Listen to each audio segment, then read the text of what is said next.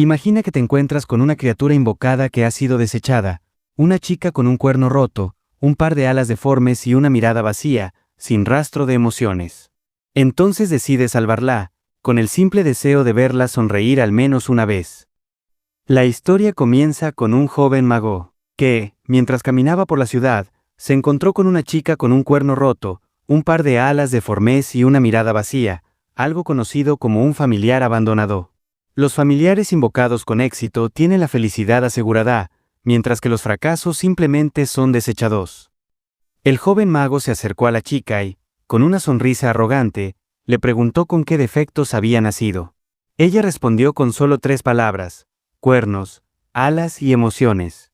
Aquello llamó la atención del chico, pero ella continuó, explicando que su antiguo maestro le había dicho que no solo sus cuernos y alas estaban malformados, sino que también era carente de emociones. Por esa razón, no podía mostrar ningún cambio emocional, ni siquiera ante el dolor.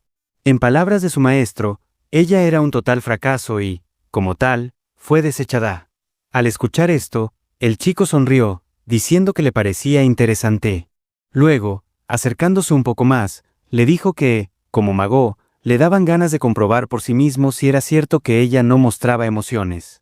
Por eso, a partir de ese momento, ella sería su familiar. Dicho esto, con una sonrisa malvada, se presentó como Sart, un mago al que le encanta poner de rodillas a sus familiares. Por esa razón, le pidió que se preparara, porque con su disciplina haría que ella cambiara ese rostro sin emociones. Acercando su rostro al de ella, le dejó claro que, a partir de ahora, ella le pertenecía, y que no la dejaría morir tan fácilmente. Sin embargo, lo primero que Sart hizo fue quitarle el cuerno roto que tenía, seguido de un entrenamiento mágico constante. También se burlaba de los fallidos intentos de la chica al hacer pan. Otras veces luchaban contra criaturas mágicas, e incluso volaron sobre un dragón. Todo con un solo objetivo: hacer que ella experimentara emociones. Un día, Sart le mostró un anillo de compromiso y le propuso matrimonio, esperando que ella fuera feliz. Ella aceptó, asintiendo repetidas veces. Sin embargo, su rostro seguía sin mostrar emoción alguna. Mientras Sart intentaba una cosa tras otra para cambiar ese rostro inexpresivo, pasaron 80 años. Ahora, acostado en una cama, Sart, ya convertido en un anciano, mencionó que al final nunca la vio llorar ni sonreír, ni una sola vez. Sart llamó por su nombre a Canon, la chica que aún conservaba un cuerpo joven. Le dijo que, al ser un familiar, viviría cientos de años, y que estaba seguro de que ella estaría bien incluso cuando él ya no estuviera.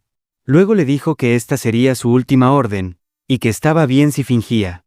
Tras tocar suavemente el rostro de Canon, Sart le preguntó si podía mostrarle su sonrisa. Ella tomó con delicadeza la mano de Sart y le preguntó si quería ver algo como eso. Al observar la expresión de Canon, Sart abrió los ojos con sorpresa, incluso se conmovió, y entre risas, afirmó que por fin estaba siendo testigo y que, tal como había pensado desde el inicio, no estaba equivocado. Así, Sart dio su último respiro. Al ver su rostro tranquilo, Canon recordó aquellas palabras que él le dijo al principio, que con su disciplina haría que ella cambiara su expresión vacía. Canon le pidió a Sart, llamándolo esposo, que la mirara. Sonreía con lágrimas en los ojos mientras confesaba que, por primera vez en su vida, estaba llorando. Tiempo después, frente a la tumba de Sart, un sacerdote le preguntó a Canon qué haría ahora. Ella respondió que emprendería un viaje para ayudar a cualquier familiar abandonado, mientras recorría los lugares donde había compartido recuerdos con su esposo. El sacerdote le preguntó si dejaría a Sart solo. Canon repitió la palabra solo, y se disculpó, diciendo que no entendía ese tipo de cosas, porque ella no tenía emociones. Canon recordó las palabras de Sart, quien le había dicho que, cuando él muriera, debía ir a la biblioteca, porque uno de los libros sin duda le sería de ayuda. Al entrar en la biblioteca, no pudo evitar recordar cuando Sart le preguntaba si otra vez había venido a estudiar sin descanso. Aquella escena de él, de pie en medio de la gran biblioteca, era algo que no podía olvidar. Sin embargo, ahora él ya no estaba. Mientras pensaba en su esposo, Canon notó una pila de libros que cayó por algún motivo, y de entre ellos, uno en particular llamó su atención. Tenía un ojo y un símbolo extraño en la portada. Justo entonces, el libro la saludó con un simple hola.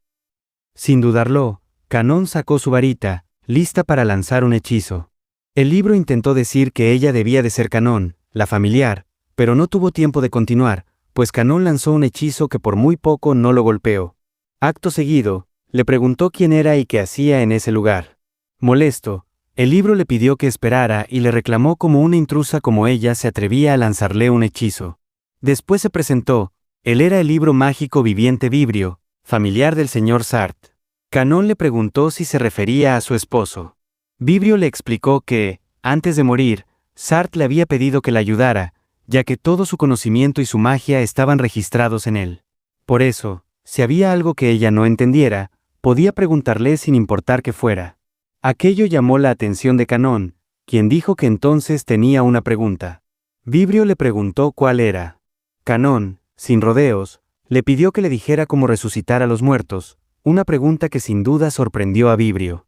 Canón explicó que había nacido sin emociones y que fue Sartre quien se las enseñó, por lo que le gustaría volver a verlo y decirle algo. Así que, si existía una manera de ver a su esposo, aunque fuera solo por un momento, haría lo que fuera necesario. Vibrio la interrumpió pronunciando las palabras manzana dorada, y explicó que aquel que coma una manzana dorada podrá haber cumplido cualquier deseo, según las leyendas del lejano oriente, capítulo 3, sección 2. Canón le preguntó si esa historia era real. Vibrio respondió que sí, asegurando que no existía falsedad alguna en su diccionario. Al acercarse un poco más, Canón le preguntó dónde podía encontrar esa manzana dorada, pero Vibrio respondió de inmediato que no lo sabía. Canón lo llamó inútil, lo que claramente lo molestó. Aún así, Vibrio le preguntó por qué tenía tantas ganas de volver a verlo. Aquella pregunta confundió a Canón.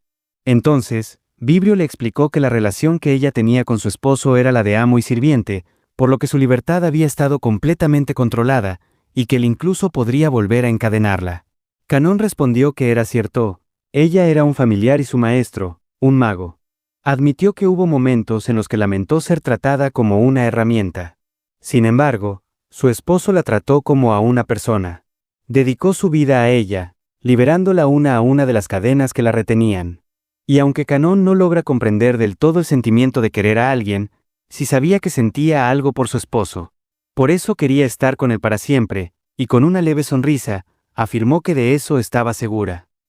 Al recordar el pasado, vemos a Sartre leyendo un libro donde se explicaba la existencia de un hechizo capaz de alojar un alma en un libro tras la muerte. No obstante, si la verdadera identidad era descubierta, el alma desaparecería.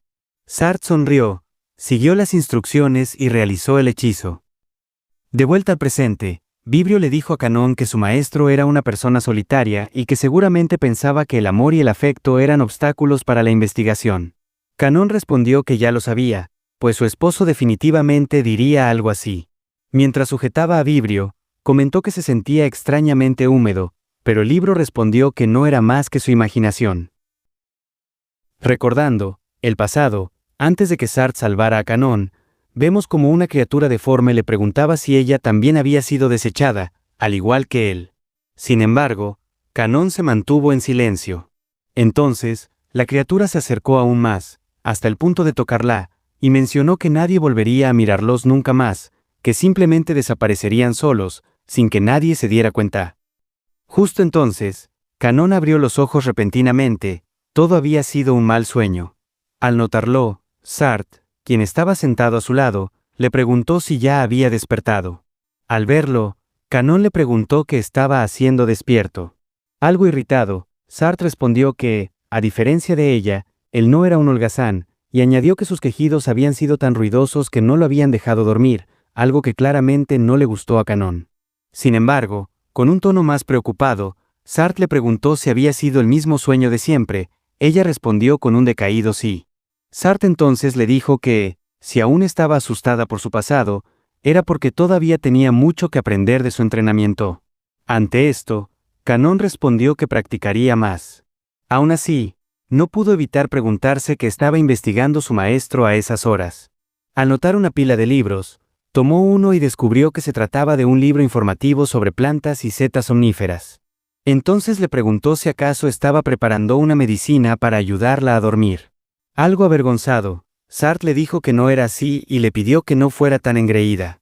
Canón se acercó un poco más y le preguntó si podía ver lo que estaba leyendo, Sartre respondió que podía hacer lo que quisiera. Así pasó un rato y, al final, Canon terminó quedándose dormida sobre él. Al verla dormir tan tranquila a su lado, Sartre continuó con su lectura, en completo silencio.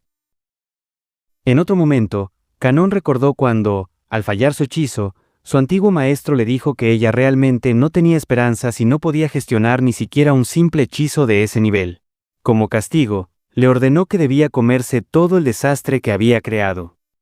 En otra ocasión, luego de haber sido salvada, Sartre le preguntó qué era eso, refiriéndose al hechizo de Canon. Ella respondió que era un pan, aunque, pese a decirlo, aquello parecía más un pedazo de carbón. Entonces Sartre le preguntó si quería hacerlo comer carbón. Canon negó de inmediato y explicó que, al verlo estudiar magia todo el día sin comer, había querido ayudarlo de alguna manera, pero al final fracasó. No logró terminar la frase, ya que Sartre la interrumpió al tomar y comerse el intento fallido de pan. Canon le preguntó qué estaba haciendo, pero Sartre continuó comiendo, y al terminar, comentó que estaba horrible y que era similar a comer carbón. Dicho esto, le explicó que, si usaba el hechizo de impacto para explotar la masa por dentro, ésta se expandiría y quedaría mejor. Ella no esperaba oír algo así, pero él continuó y le pidió que trajera el próximo pan, pues tenía hambre. Canon lo observó mientras se alejaba y, sin perder tiempo, volvió a intentarlo siguiendo sus consejos. Aunque, al final, Sartre la regañó porque, si bien ahora se veían, mejor, había hecho demasiado. Ahora, en el presente, Canon recordaba ese momento mientras comía un pan frente a una fogata. Al ver que Vibrio comía con entusiasmo, le preguntó qué tal estaba, él respondió que estaba delicioso. Así llegamos al final de este resumen. Si quieren saber cómo continúa la historia, no olviden dejar su me gusta para ver cuánto apoyo recibe el video. Sin más que decir, nos vemos en otro video.